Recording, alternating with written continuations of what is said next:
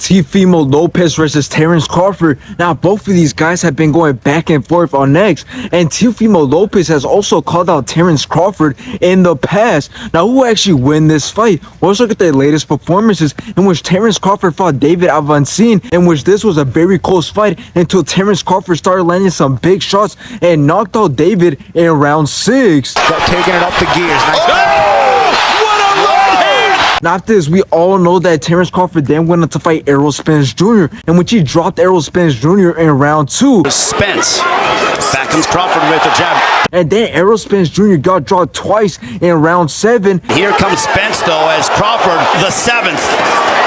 And then Terence Crawford finished the job by TKO and Errol Spence Jr. in round 9. All right, hook that wobbles him. Spence might be going down again, and this one is over. Now let's take a look at Teofimo Lopez's latest performances, in which he fought Sander Martin, in which this was a 10-round fight, in which Teofimo Lopez got dropped in round 2. This is a cut right on the top of the nose. Martin hurt, but then brought it back and won by decision. For your winner by split decision, the takeover, Teofimo! After this, he went on to fight Josh Taylor at 140 pounds, in which Teofimo Lopez destroyed Josh Taylor throughout this whole entire fight, rocked him in round 9. right uppercut.